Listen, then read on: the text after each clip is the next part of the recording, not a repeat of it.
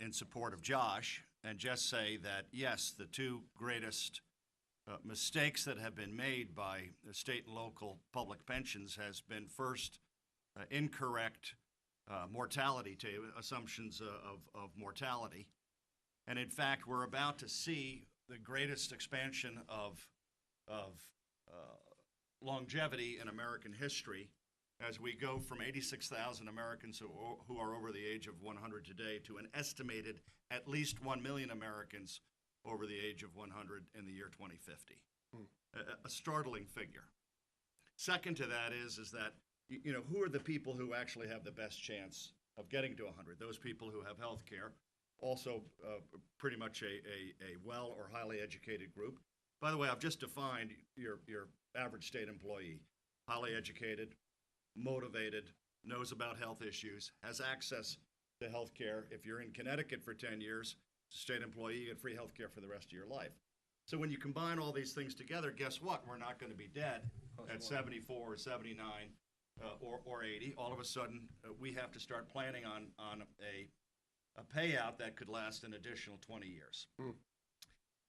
The second thing, obviously, is assumed rate of return. That's been one of the great frauds perpetrated on both the beneficiary, of which I am one, or will be, and as well as the taxpayer of our states and our municipalities. The thing that we have focused on in an institute that we formed earlier this year called the Institute of Pension Fund Integrity was meant to bring transparency to all this.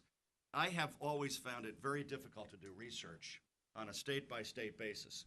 You know, it's not an apples-to-apples comparison. You have to try and figure out what their performance has been. Sometimes you actually have to dig to see what their assumed rate of returns are, let alone their actuarial tables.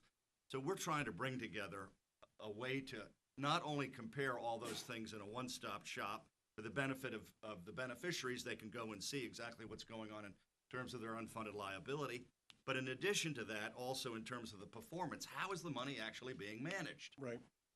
Which is a big issue. When I took over as state treasurer, we were the worst performing state pension fund in the country for 10 years. Even though, as I like to say, we have more horses, BMWs, and PhDs per capita in Connecticut than in any other state in the nation. To get to Pete's question now, the other issue that we're highly focused on is that you shouldn't be playing politics with my money. ESG is not actually playing politics. ESG, environmental, social, and governance, can have a positive effect on producing alpha. Producing alpha, of course, we mean that we're outperforming our benchmarks. If our benchmark is the S&P 500, I want to beat the benchmark. Otherwise, you should simply index to the S&P 500 and the Morgan Stanley Bond Index and stop trying to do all these machinations, hiring hundreds of different managers and figuring out asset allocation. Just index the thing if you can't outperform the index. The trouble is that it's very difficult to see how states compare to one another, and so we're trying to build that kind of transparency. ESG can add value on the bottom line, but the reason why you invest in companies that embrace ESG or even E or just S or just G is because it's adding to the performance of the stock or the company profits. What we are insisting on is that you are not motivated because you're somehow trying to change society with my money. That's what you can do with your state money. I used to be on the appropriations committee in the state of Connecticut. And we could go in ahead and have economic-focused, zones and tax-free zones and all these different things to help our economy and create jobs.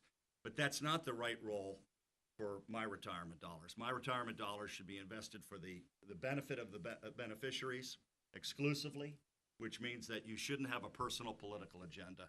And so we have to separate those two things. Right. For example, when state of California, let alone what Comptroller Stringer is trying to do in the state of New York right now, which is to strip out, in the case of New York, fossil fuel stocks, in the case of California, tobacco stocks, something I faced when I was state treasurer.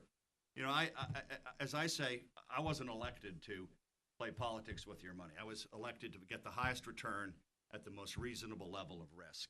And I think that's what should drive our decisions, and that's what should drive how the money is invested. Thank you, Kurt.